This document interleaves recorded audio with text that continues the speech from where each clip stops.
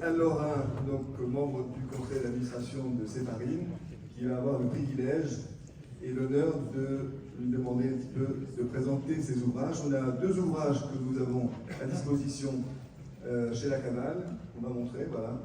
Qui dans ta chambre, qui a eu son heure de gloire, et puis celui sur lequel vous travaillez davantage maintenant, pourquoi donc la psychologie des enfants de 4 à 7 ans, il y aura bientôt expliqué aux enfants. D'accord. Donc je donne la parole à Anne pour présenter Caroline Goldman. Et merci encore d'être là. Vous m'entendez là? Oui. La bouche dans le micro. Ouais.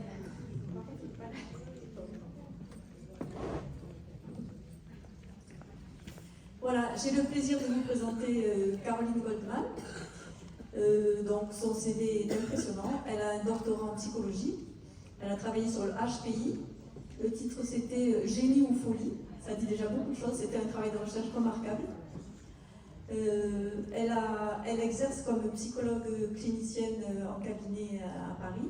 Elle reçoit des enfants et des adolescents et leurs parents. Elle a mis en place une guidance parentale qui redonne toute la place aux parents comme alliés thérapeutiques. Elle a de nombreuses activités, Caroline Goldman, donc un podcast en 2022 en 25 épisodes sur la psychologie de l'enfant, très intéressant, je vous recommande. Ça s'appelle Caroline Goldman, c'est facile à trouver. Ensuite, des chroniques sur les matinales de France Inter cet été, aussi sur les questions d'éducation. Et donc elle écrit des livres, donc celui-ci a eu un grand succès, il continue à avoir un grand succès, il vient d'être réédité. Donc c'est comment poser des limites éducatives. C'est un livre pratico-pratique pour les parents, qui leur donne en même temps le sens des limites éducatives, à quoi elles servent et comment les poser. Il y a un livre qui vient de sortir en 2023 qui s'appelle Pourquoi, qui est destiné. C'est un livre de psychologie pour les enfants de 4 à 7 ans. C'est vraiment, comment dire, c'est un challenge en bon français de proposer aux enfants de 4 à 7 ans un livre de psychologie. Donc il y a des questions très importantes dedans. Par exemple, il y a la question qu'est-ce que c'est la psychologie, qu'est-ce que c'est un psychologue. Il y a les ingrédients du bonheur dedans, que j'aime beaucoup. Il y a 5 ingrédients du bonheur. Et le 4e, c'est la sagesse, donc on y reviendra. Ensuite, il y a une question qui taraude tous les enfants. Est-ce que les filles sont plus méchantes que les garçons? Et je vous invite, vous aurez la réponse dans ce livre. Oui, excusez-moi, oui. Un lapsus d'accord. Oui, voilà. Je crois que dans cette période, la question de l'agressivité est un peu répartie. Enfin, en 2023, Caroline Goldman a été nommée comme experte dans le Conseil national des parents et de l'éducation qui a été créé par Boris Cyrulnik. C'est une instance très importante qui regroupe des sommités, par exemple il y a le professeur Marcelli, le professeur Roskam dedans. Et donc ce comité a été mis en place en raison de la tempête médiatique sur les questions d'éducation qui traverse notre société depuis 2 ans, ou une dizaine d'années, mais surtout c'est devenu aigu les 2 dernières années. La question étant la question des limites éducatives justement, mais on y reviendra plus tard. Donc l'éducation, elle est au cœur du judaïsme. D'ailleurs, une petite histoire pour commencer. Elie Wiesel, qui était enfant en Roumanie, il raconte que quand il rentrait de l'école, sa maman lui demandait « Alors mon petit Elie, quelle bonne question tu as posée aujourd'hui ?» Donc, dans le judaïsme, l'éducation, c'est vraiment central. Il y a une injonction à la connaissance qui passe par le fait d'apprendre à lire, d'étudier à l'école. D'ailleurs, la première obligation faite à l'éducation des enfants, ça concernait les garçons à l'époque, c'est en 63-65 de notre ère, et c'est Joshua Ben Gamla qui était un Kohen Gadol, c'est-à-dire un grand prêtre, qui a promulgué l'obligation pour tous les pères d'envoyer leurs enfants à partir de 6 ans, leurs garçons, à l'école primaire. Et à l'époque, c'est déployé tout un réseau d'écoles primaires dans toutes les villes, dans tous les districts. C'était avant même la chute du deuxième temple. Vous savez que la chute du deuxième temple, elle s'est accompagnée par le remplacement des sacrifices par les prières. Et donc, pour les prières, pour lire la Torah, il fallait savoir lire.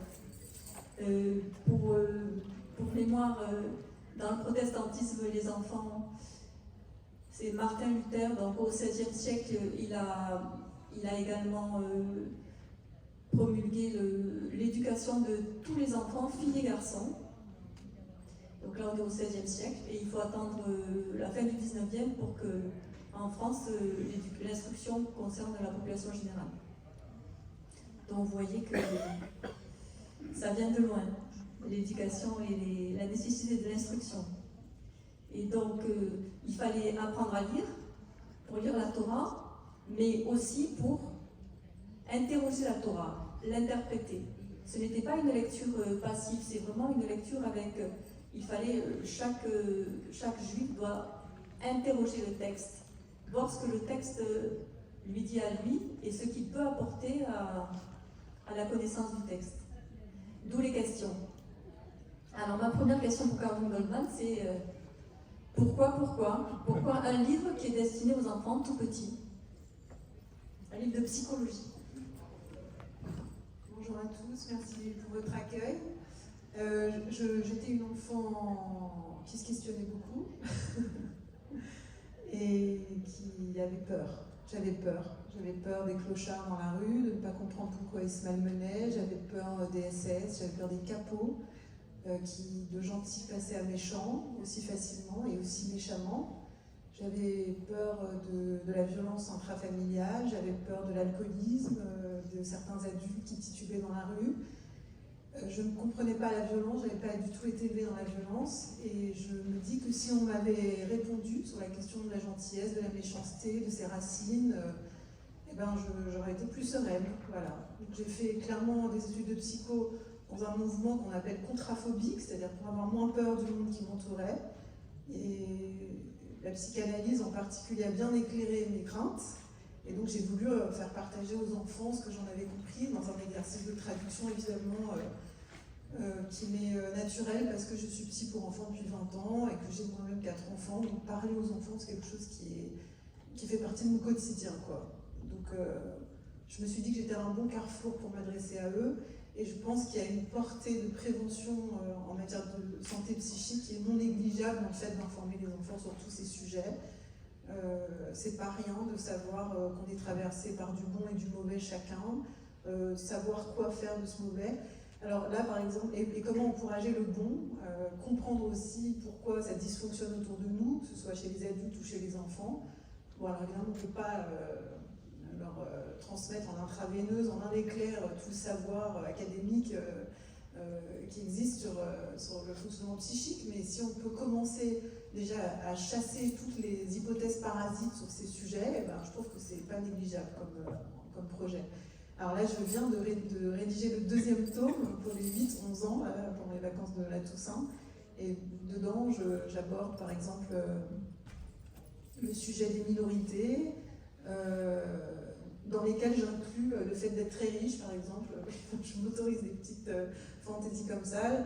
J'ai aussi fait quelque chose sur la place des femmes dans le monde, et puis un autre chapitre sur la jalousie. Je vous donne mes dernières idées là. Voilà, et j'explique que la jalousie, c'est vraiment le sentiment qu'on ne doit même jamais exprimer, parce que ça fait un peu reculer le monde, quoi. D'être jaloux, obliger celui qu'on jalouse à redescendre d'un cran et être moins bon qu'il ne l'était. Donc l'idée, c'est comment transformer ça en félicitations pour celui qui est performant et en défi pour soi, c'est-à-dire comment soi-même se réestimer. Et voilà, enfin, vous voyez un peu l'idée, quoi. J'ai l'illusion que ça va rendre les enfants meilleurs. Je vous remercie. C'est vrai que vous vous adressez aux enfants parce que vous avez aussi constaté qu'il y a des messages qui ne passent pas quand on s'adresse aux adultes. C'est pour ça que vous vous adressez directement aux enfants. J'ai surtout remarqué que les adultes eux-mêmes ne savaient toujours pas ce que les psychanalystes savaient depuis très longtemps. C'est-à-dire que ça se distille petit à petit au compte-gouttes, mais globalement, il y a de grandes choses qui ne font toujours pas consensus auprès des adultes, alors que ça fait tout à fait consensus au plan scientifique. Par exemple, on ne laisse pas un bébé de moins de 10 mois pleurer tout seul longtemps. On ne le laisse pas. C'est comme ça, c'est pas très compliqué à savoir. Et puis ça évite de tomber pas dans la maltraitance volontaire, mais en tout cas dans la souffrance pour les bébés, quoi. Avec toute la vie psychique qui s'édifie après cette première année de vie. Une des grandes questions qui est au cœur du judaïsme, c'est aussi la loi. On a la loi, la Torah, il y a les 10 commandements, il y a les 613 mitzvot, certaines positives, d'autres négatives, donc des obligations et des interdits. Et dans le 5e commandement, il y a le respect des parents. Le respect des parents, c'est celui qui va apprendre à l'enfant aussi à respecter ses frères et sœurs, les copains à l'école, les enseignants. Et donc, la loi, l'apprentissage de la loi, il passe par des limites éducatives. Et ces limites, elles vont servir à transformer un bébé, un tout petit qui a des pulsions très très fortes. Ça va lui permettre de contrôler un peu la tyrannie de ses pulsions. Et ça, c'est vraiment au cœur de votre pratique, puisque la question des limites éducatives, vous avez, d'ailleurs, il y a un livre, vous faites des livres grand public, vous faites aussi des livres pour les professionnels. Il y en a un qui s'appelle Poser des limites éducatives. Donc, comment vous voyez la question du respect dans les principes de dans vos principes thérapeutiques, dans l'accueil des parents et des enfants? Alors d'abord, je peux peut-être faire un petit récapitulatif de ce qui m'a amené à écrire là-dessus. Donc vous êtes pédopsie vous-même, Anne-Laure. Moi, donc, je suis psychologue pour enfants, et dans notre pratique clinique, on a vu émerger il y a à peu près 8 ans une nouvelle catégorie d'enfants. Enfin, elle existait déjà évidemment, mais dans des proportions infinitésimales par rapport à ce qui émerge aujourd'hui. C'est des enfants qui sont absolument dorlotés, aimés par des parents très sains, des ambiances familiales joyeuses, vraiment tout va bien. C'est des gens qui n'auraient pas vraiment dû croiser la route d'un pédopsie, mais des enfants qui ont été maintenus dans une espèce d'état de sauvagerie dû au fait que les parents ont estimé qu'il n'était pas nécessaire de les éduquer sur le plan des limites éducatives, quoi, vraiment de la contrainte pulsionnelle. Donc voilà, ça fait des enfants très riches sur le plan de la personnalité, très sympas, très souriants, très marrants, qui ont de l'appétit, qui aiment la vie, qui sont malins, etc., mais qui font absolument tout ce qu'ils veulent et qui disent absolument tout ce qu'ils veulent dire, quoi. Alors ça pose évidemment de grands problèmes de confort dans la vie sociale et dans leur famille aussi. Donc ces enfants-là, n'existant pas dans les manuels de psycho, moi je n'ai jamais entendu parler en 12 ans d'études, parce que j'ai rallongé un peu mes études, je n'ai jamais entendu parler d'enfants mal élevés, ça n'existait pas. Il y avait des enfants dépressifs, des enfants psychotiques, des enfants autistes, des enfants avec des grandes fêlures narcissiques, etc. Mais l'enfant mal élevé n'existait pas. Or, aujourd'hui, c'est 75% de nos patients, quoi. Donc, évidemment, vous bossez avec des enfants autistes, donc c'est un peu particulier, mais en pédopsychiatrie générale, comme ça, on a énormément ces problématiques. Bon, moi, quand je dis 75%, c'est complètement empirique et je travaille en libéral, donc je ne suis pas certaine que ce soit tout à fait le reflet des populations qui sont reçues en institution, mais peu importe. En tout cas, c'est un vrai phénomène. Et donc, je me suis dit, mais il va falloir quand même penser cette problématique et l'identifier sur le plan des symptômes, des caractéristiques cliniques et surtout des modalités thérapeutiques. Qu'est-ce qu'on fait avec ces enfants? Parce que moi, il y a 8 ans encore, ce que j'entendais quand ces patients venaient, c'était qu'ils avaient déjà vu plein d'autres psys avant qui leur disaient, mais tout va bien. Mais tout va bien parce qu'ils n'ont pas, ils sont ni psychotiques, ni autistes, ni déprimés, tout n'allait pas bien en réalité. Voilà, je me suis attelée à bien définir cette problématique de limite éducative isolée, donc en dehors de toute autre problématique, pour les professionnels. Donc, dans ce livre chez Junot, établir une limite éducative, et que j'ai transformé pour les parents en fait, sur la demande des professionnels d'ailleurs, qui me disaient que ce serait bien quand même que les parents puissent y avoir accès eux-mêmes. Voilà. c'est vrai que moi je peux confirmer, c'est-à-dire en tant que pédopsychiatre, j'ai vu progressivement ma consultation comme travailleur libéral être envahie par des enfants simplement qui manquaient de limites et qui n'avaient. Par contre, moi je ne les trouvais pas sympathiques, contrairement à Caroline. Les deux sont plus ou moins. Ouais, plus ou moins, parce qu'un enfant qui est élevé sans limite, en fait, il n'a pas de respect de la personne qui est en face. Donc il coupe la parole, il parle trop fort, il empêche ses parents de parler. Mais ils peuvent être sympathiques, ils peuvent être dans la séduction, Oui. ce qui n'est pas le cas d'enfants très pathologiques, quoi. C'est ça que je veux dire. Oui, tout à fait, ils se sentent comme chez eux dans le cabinet, il n'y a aucun problème. Voilà, mais c'est vrai que, en fait, moi, ce qui m'a frappé, c'est que c'est pas un problème normalement pédopsychiatrique, c'est pas de la pathologie. Mais en même temps, ça devient de la pathologie. Hein. Oui, c'est éducatif. Et d'ailleurs, c'est pas hyper stimulant pour nous psy, hein. C'est pas passionnant de dire aux parents, écoutez, quand il est pénible, comptez jusqu'à 3 et envoyez dans sa chambre. Alors, on fait ça au bout d'un moment, je faisais ça toute la journée. Je me disais, mais c'est quand même. Enfin, d'abord, je n'ai pas vocation à être éducatrice, moi, ça ne me stimule pas sur le plan intellectuel. Et puis, on a une formation quand même qui. J'aimerais bien varier un peu les plaisirs, quoi. Et on a une formation qui nous permet d'aller exhumer des conflits inconscients, des problématiques transgénérationnelles. Enfin, j'aime bien la dimension un peu d'énigme. C'est stimulant, quoi. Toute la partie enquête. Bon, là, quand tous les enfants vont bien, des parents super, mais qui ont été. Oui, ce que je n'ai pas dit aussi là, c'est que la raison. C'est sans doute plein de choses, notamment sociologiques. Eva Illouz, que vous avez vu, a écrit un livre extra qui s'appelle Apicratie et qui parle de l'ère du développement personnel, de l'exploitation de toutes les potentialités, du bonheur à tout prix, etc. Il y a quelque chose de cet ordre qui a imbibé certainement l'éducation des enfants. Et il y a eu un grand phénomène d'éducation positive là, en France, qui a raconté n'importe quoi aux parents, que la vie par enfant pouvait être colorée uniquement par l'amour, la joie et à aucun moment par le conflit, donc ce qui est complètement faux quand on a élevé des enfants, on sait très bien qu'il y a un moment où la liberté de l'un tamponne la liberté de l'autre et que la recherche de limites s'invite sur la scène familiale même quand tout va bien. Et donc, ces marqueteuses du lien parent-enfant, parce que c'est des figures de proue autoproclamées comme ça, qui sont venues transporter des idées anglo-saxonnes sur l'éducation positive, eh bien, elles ont induit une génération entière de parents en erreur. Et c'est nous, psy, qui récoltons les conséquences de ce marché. Vous venez de la psychanalyse, vous l'avez dit, puis vous le proclamez. Donc c'est vrai que c'est une formation qui permet de connaître l'inconscient et de remonter aux causes des symptômes des patients. Donc elle est vraiment extrêmement utile dans la clinique. Mais en psychanalyse, moi j'ai appris, quand je me suis formée, que le psychanalyste pour enfants ne devait jamais donner de conseils aux parents. C'était un interdit absolu. Et donc, vous, ce que vous avez apporté, c'est que vous avez fait descendre la psychanalyse à portée des parents, c'est-à-dire que vous les avez considérés comme des alliés en leur donnant des clés de compréhension et aussi une feuille de route. Est-ce que vous pourriez nous en... Oui, je suis passionnée par la psychanalyse, mais il me semble très humblement que la psychanalyse d'enfant a été trop inspirée directement par la cure analytique d'adultes, en fait. Et cette neutralité bienveillante, cet interdit de conseiller, cette attente de sentir la motivation du patient, etc., je la trouve impropre à la réalité de la clinique infantile.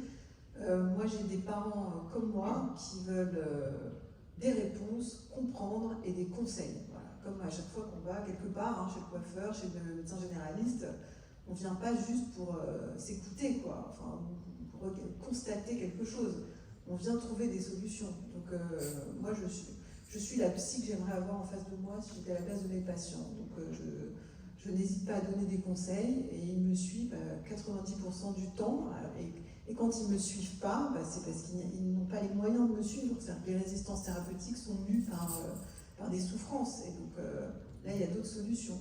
Mais globalement, ça marche extrêmement bien. Et je forme des gens des psys depuis 15 ans, et pour eux aussi ça marche très bien. Enfin, ça se transporte vraiment très très bien comme méthode, la guidance parentale.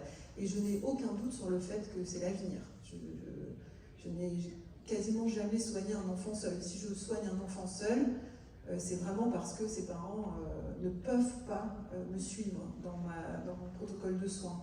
Mais j'ai toujours allié les parents à toutes mes prises en charge, mais vraiment, j'allais dire follement, hyper intensément. Je ne leur cache rien. Je mets en forme, il n'est pas question de les assommer par les interprétations effractantes, mais je ne leur cache rien. Je joue complètement le jeu de l'alliance et de la transparence. C'est vrai que la plupart des parents, même très démunis, veulent le mieux pour leur enfant. Et quand on leur donne les clés en les soutenant, quand on les considère comme parents, comme les plus importants pour leur enfant, ils trouvent des ressources, oui, ceux qu'ils sont, ils trouvent des ressources à eux qui sont, moi j'ai des expériences comme ça qui sont, c'est inespéré, c'est vraiment, et l'enfant s'en retrouve du coup sur le plan narcissique extrêmement. Mais ce qui est très touchant dans notre métier, c'est que ce qui cause la peine des enfants a toujours avant ou après causé la peine des parents, et ce qui rend heureux les enfants rend toujours les parents heureux. Donc c'est merveilleux de bosser avec eux parce que c'est toujours un cercle vertueux en fait. On ne peut pas faire l'économie des parents quand on soigne un enfant et vice versa. Quand on s'aime, on ne peut pas être malheureux à côté de quelqu'un, enfin on ne peut pas être heureux à côté de quelqu'un qui est malheureux. Ça ne marche pas. Donc rendons tout le monde heureux. Tant qu'à faire. Mais c'est vrai que les familles où il n'y a pas de limite posée aux enfants, l'enfant il devient odieux quand même.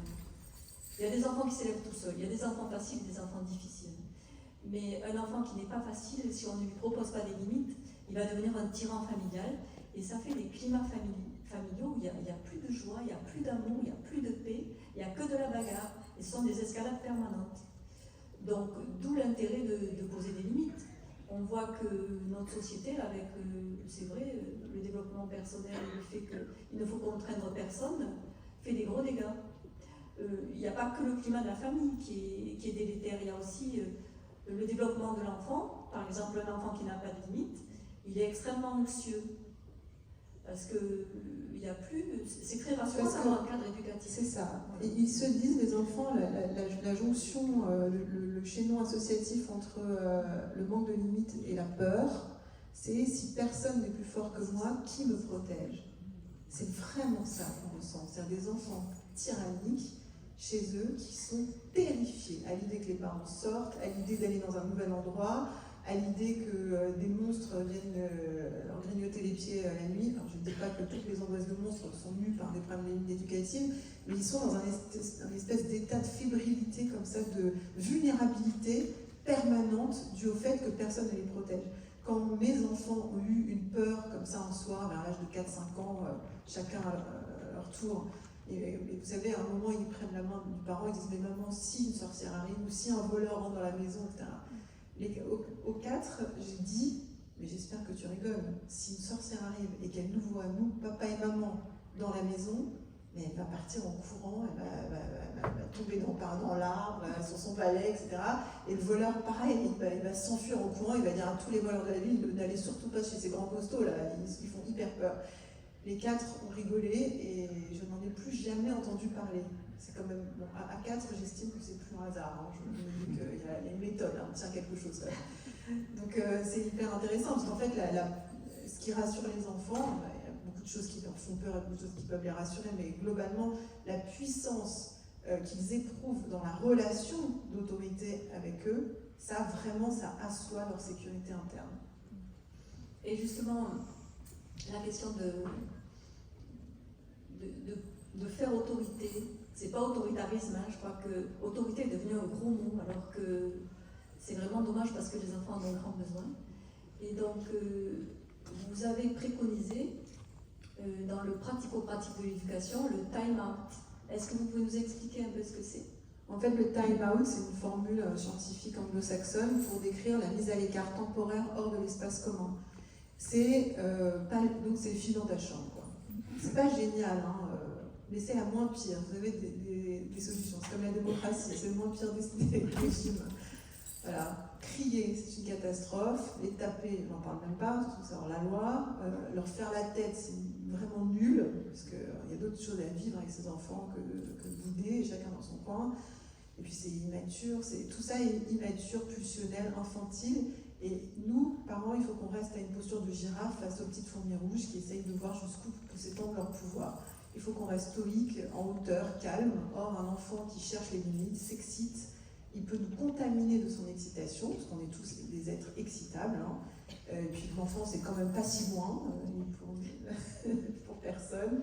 La vie est courte, et donc il faut qu'on reste stoïque. Et le meilleur moyen de court-circuiter l'excitation de l'enfant sans blesser l'enfant, c'est de lui dire, écoute, là tu es pénible, tu es trop excité, tu es trop bruyant, etc. Va te calmer dans ta chambre. Voilà. Alors là, il y a une rupture d'empathie nécessaire, effectivement.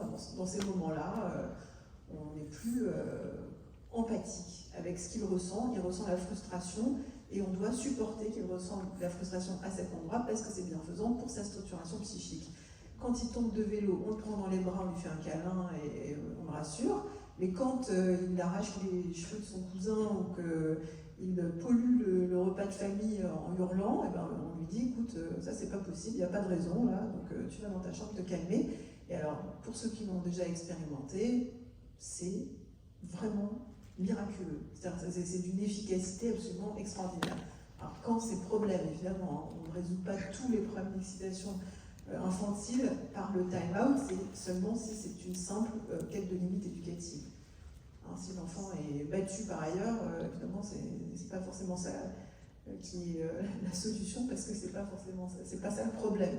Mais quand un enfant évolue dans un environnement serein, heureux, et qu'il a tout ce qu'il faut pour aller bien, eh bien, les moments de rencontre avec les limites éducatives ne peuvent, à mon sens, se faire mieux que comme ça, par le time-out. Et quand un enfant, on lui dit file dans ta chambre, il refuse d'y aller. Comment en tant que parent on peut gérer?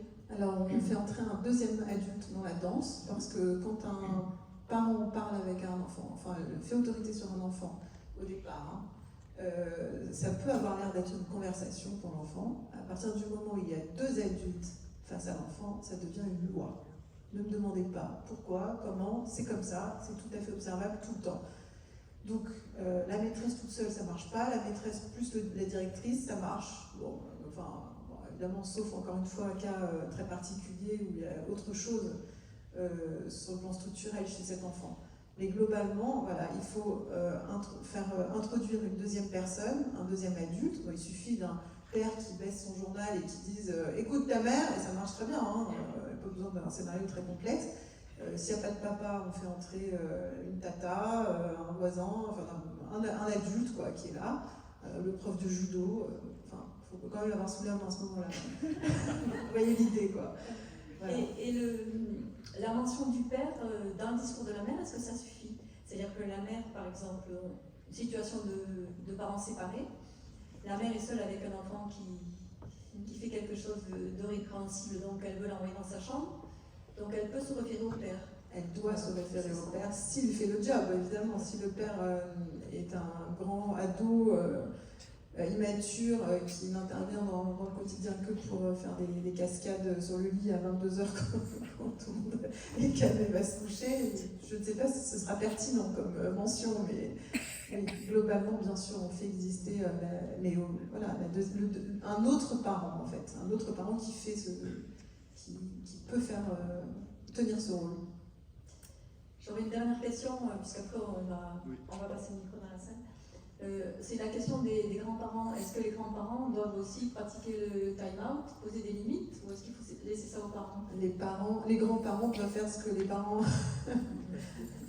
ce pourquoi ils démissionnent, pour qu'il y ait une adhésion, comme ça, une congruence, quoi, une harmonie chez les éducateurs. C'est le mieux. Mais bon, je me mets souvent à la place des grands-parents, honnêtement, avec cette nouvelle génération de parents là, qui ont été contaminés par l'éducation positive. Et je sais, ils m'écrivent pas mal sur les réseaux sociaux, les grands-parents, pour me dire on n'en peut plus, nos enfants sont des hippies, ils laissent tout faire.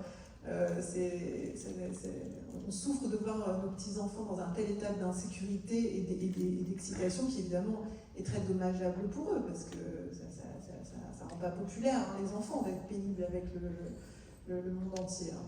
Voilà, et donc je leur dis glissez mon livre sous le sapin à Noël, par exemple. Mais merci beaucoup, Caroline Goldman.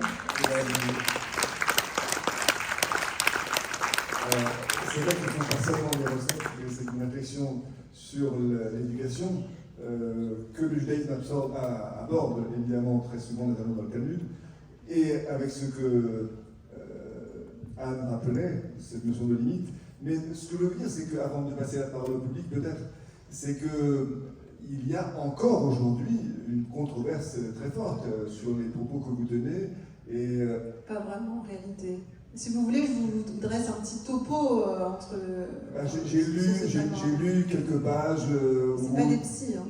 Ah d'accord, mais c'est... Non, en fait, les pédopsies, les psys sont globalement complètement tous d'accord avec moi. C'est-à-dire qu'en face, je n'ai affaire qu'à des détracteurs qui sont des commerçants de l'éducation positive, mais qui ne sont pas psys, qui n'ont pas de patients, qui ne connaissent pas le fonctionnement psychique. C'est quoi les commerçants de l'éducation positive? C'est Isabelle Filiosa, Catherine Guéguen et Louise Junier. Ce sont soit des gens qui n'ont pas de diplôme de psychologie, soit des gens qui n'ont pas de patients. D'accord. Je confirme. Non, mais vraiment. Hein. Bien, merci. Est-ce qu'il y a des questions dans le public? Oui.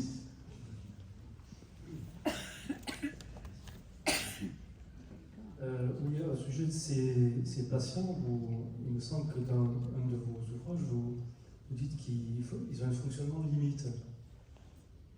Est-ce qu'on peut reprocher ça de ce que dit Melman de la nouvelle économie psychique? Ah, Melman, c'est l'homme sans gravité, là? C'est ça. Ouais. Carrément. Oui, tout à fait. Je ne sais pas ce qu'on va comprendre les autres, mais oui, c'est tout à fait ça. Bah, c'est l'évitement de la frustration, quoi. Tout à fait. Oui, il y a un phénomène sociologique qui a donné une prise à cette littérature de l'éducation positive transformée, encore une fois.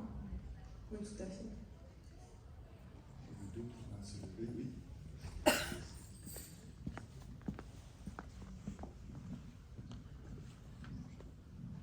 Bonjour, Lisa Pinto, Montpellier. Excusez-moi, je suis arrivée tard à votre conférence, je n'ai pas tout écouté, mais la fin m'interpelle. Je suis tata, j'ai pas d'enfant. Et en fait, vous dites que les grands-parents doivent suivre le modèle de ce que dit mon frère. Et c'est pas toujours le cas. Alors je sais pas comment faire parce que moi je lui refuse l'ordinateur, par exemple. Il a 6 ans et ma mère elle cède à l'ordinateur, donc il sait, il va lui demander à elle, pas à moi, en sachant qu'il y a quand même une éducation assez stricte, parce que mon frère est un papa plutôt âgé, pas 20 ans. Voilà, donc je voudrais savoir comment je peux gérer, parce qu'en fait c'est la facilité, quand elle a envie de faire la sieste, elle lui dit bah viens. Honnêtement, sur le berceau, merci, je vous en prie, sur le berceau d'un enfant, ce qui compte c'est l'harmonie entre les âmes, quoi. Vraiment, c'est que tout le monde s'entende bien, qu'il y ait une bonne ambiance. C'est plus important que toute anecdote éducative, enfin pas toute anecdote éducative, vous voyez l'idée. Quand les choix c'est écran, pas écran, fondamentalement, ce qui va marquer l'enfant, c'est pas d'avoir passé 1 heure de plus sur son ordi, quoi. C'est d'avoir senti qu'il y avait de l'harmonie chez lui. Donc il faut faire attention de ne pas glisser dans ces conflits qui finalement ne laisseront pas beaucoup de traces sur l'enfant. Voilà ce que je peux vous recommander. Et puis moi, je ne suis pas du genre à diaboliser l'écran du tout. Hein. Si c'est une autre sous-question dans votre question, moi je crois que l'impact de l'écran est toujours révélateur du reste de l'éducation.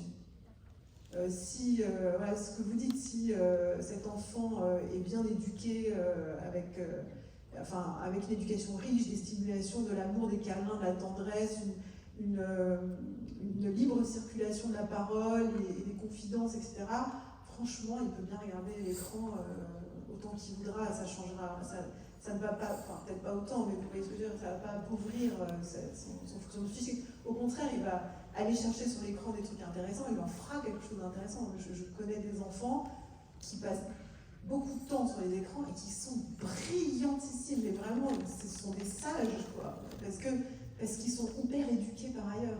Et d'autres à qui on refuse ce plaisir, parce que c'est quand même un grand plaisir l'écran, hein, ça l'est pour nous aussi, et qui par ailleurs ont des stimulations très pauvres et de la tristesse à tous les étages. visage, au-dessus de leur tête, franchement, ce qu'ils en font n'est pas hyper réjouissant non plus, quoi.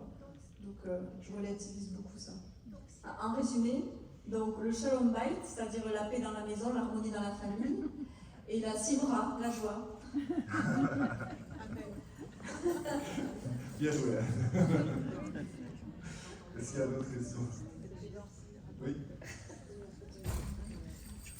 D'après vous, quelle est la meilleure manière de mettre fin au time out? Est-ce qu'il faut aller vers l'enfant ou attendre qu'il revienne vers vous? Alors, moi, ce que je pratique et que je conseille, c'est quand vous estimez que le temps est passé, enfin, le temps nécessaire de mise à l'écart est passé, moi, j'ouvrais la porte. Maintenant, ils sont un peu plus loin. Enfin, mon dernier a 8 ans, donc je ne les punis plus maintenant. J'ouvre la porte et je disais, bah, la punition est terminée, tu peux sortir si tu veux, sans les obliger. Voilà. Parfois, ils sont bien dans leur... Enfin, globalement, ils sont super bien. Hein. Ils sont dans leur chambre, il y a des jouets, des livres, personne ne leur crie dessus, personne ne leur en veut. Enfin, c'est extrêmement rentable pour eux aussi, hein, comme opération. Les premiers time-out sont un peu violents, c'est vrai. C'est douloureux, quoi. Donc ça nous fait violence de les voir pleurer. Parfois ils tambourinent un peu à la porte. Non, mais moi je commence à 1 an, donc franchement ça dure pas longtemps. Hein. Ça fait 3 ou 4 ou 5 grand maximum séquences un peu dramatiques, quoi. Enfin, par rapport, quand on sous-pèse le coût et le bénéfice de trouver une solution qui fonctionne pour les contenir quand ils sont transgressifs, moi je ne me suis pas posé la question plus de 2 secondes, hein, vraiment. Parce qu'après ils sont toujours mignons en fait, il suffit de dire. Enfin, agréable pour l'environnement, quoi. Et pour eux-mêmes, évidemment, par effet rebond. Bonjour. Bonjour. Merci à toutes les deux pour votre intervention. Je trouve que c'était passionnant. Je venais vraiment pour ça. Donc, je crois que je suis votre cible. Moi, j'ai 44 ans. J'ai 2 petites filles qui ont 4 ans et demi et 6 ans et demi. Et avec mon aîné, je rencontre des difficultés. Je me suis rendu compte qu'en fait, on n'est pas parents. On le devient.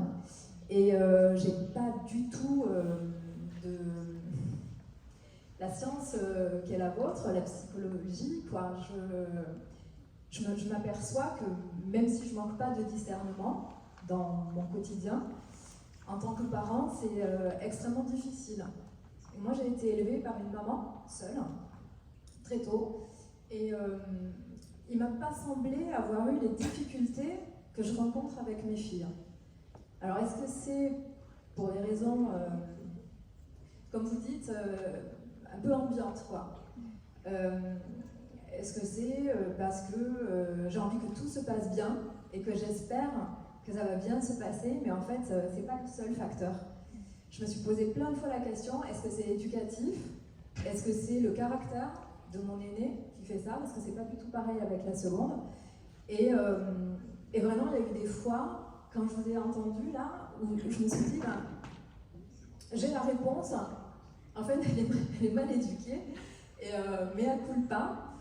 Pour autant, j'essaie de faire vraiment du mieux que je peux avec le papa, parce qu'on est à 2. J'ai testé la mise à l'écart, ça marche, mais je vois bien de grandes frustrations. Et les autres problèmes, ils viennent d'une question que vous avez soulevée. J'ai acheté votre livre et je me dis, waouh, peut-être que je vais avoir la réponse, parce qu'on l'a déjà envoyé chez une psychologue.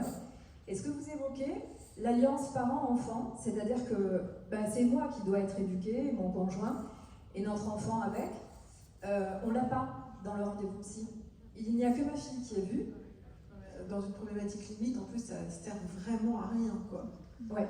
Vraiment. Oui, on reste avec les parents si j'entends. Si on ne solidifie pas la matrice éducative, en fait, on ne solutionne pas le problème. Ouais.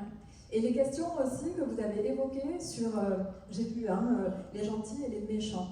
C'est des vraies questions que je me pose, mais je ne sais pas comment exprimer ça. Il y a des gens pour qui c'est hyper naturel. Enfin, moi, la bonté, ça m'est naturel. Je dis, mais comment c'est possible que cet enfant ait des parents sympas et qu'elle soit aussi mauvaise quelquefois? Mais je suis sûre qu'elle ne l'est pas tout le temps. Mais non, elle ne l'est pas. Non, mais je suis sûre que parfois elle vous surprend parce qu'elle est hyper empathique, hyper mignonne, hyper touchée par ce qui se passe chez les autres et qu'elle a envie de faire plaisir. C'est juste que, si le diagnostic est bon, si c'est que ça, mais c'est probablement le cas, Et simplement, elle appelle les limites éducatives comme tout enfant le fait, et simplement, à partir du moment où vous lui donnez des réponses hyper fermes, hyper carrées, hyper claires, et ben, elle passera à autre chose, comme on est tous passés à autre chose. Enfin, sauf les problématiques limites qui perdurent et qui butent contre l'interdit éternellement. Maintenant, on n'a pas le droit de piquer dans la caisse, oui, mais quand même, si je piquais dans la caisse, mais quand même, ce serait vraiment bien, je pourrais m'acheter ça. Non, on n'a pas le droit, on passe à autre chose, quoi. Mais quand même, la femme de mon meilleur ami, elle est quand même très mignonne, elle me plaît beaucoup. Bah non, c'est la femme de ton meilleur ami, donc tu passes à autre chose, vous voyez. Et il y a des gens, ils arrêtent. Et puis quand même, je voudrais dire à mes parents ce que je pense d'eux, etc., à table, autour du rôti, puis dire à mes frères et sœurs, parce que quand même, j'aime pas leurs défauts.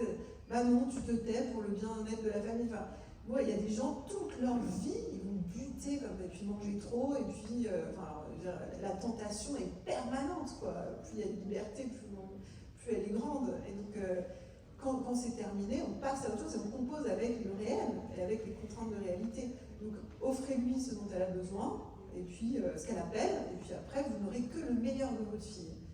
Alors après, la question de d'où ça vient, il y a 1000 aspects. Je ne pourrais pas vous les citer tous, mais je vous en livre là rapido comme ça m'est venu. Je vous dis n'importe quoi parce que je ne connais rien à votre histoire. Vous étiez fille unique. Bon, déjà, être fille unique, c'est pas comme avoir un frère ou une sœur. Parce que quand on a un frère ou une sœur, il y a autant d'enfants que de parents, et donc il y a un vivier dans le foyer, donc il y a un vivier d'excitabilité non négligeable. Enfin, vous savez bien que les enfants, quand même, passent beaucoup de temps à s'asticoter entre eux. Ça s'excite, quoi. Quand on est le seul petit arbrisseau au milieu des grands arbres, bah forcément c'est contenant. C'est pas du tout la même scène. Après, il y a la question de sentir sa mère bien ou pas bien, compter sur nous ou pas, est-ce qu'elle compte sur nous, est-ce que je peux m'octroyer le fait d'être un peu pénible ou pas. Et puis, bon, il y a plein de paramètres qui viennent interférer, qui font des scènes différentes. Un enfant qui appelle les limites, finalement, c'est assez cool, ça veut dire qu'il s'octroie la liberté de le faire aussi. Et moi, j'aime bien les enfants qui appellent ce dont ils ont besoin. Mais je comprends aussi que vous soyez démunis face à cette réalité qui ne fait pas écho avec votre vécu, mais c'est sympa aussi d'avoir des enfants insouciants, pétaradants, innocents et qui vont se servir, quoi. C'est un signe d'une certaine disponibilité à le faire. Bon, mais si vous voulez des coordonnées de super psy, j'en ai. Nous allons vous remercier, Caroline Goldman, de nous avoir consacré votre temps cet après-midi.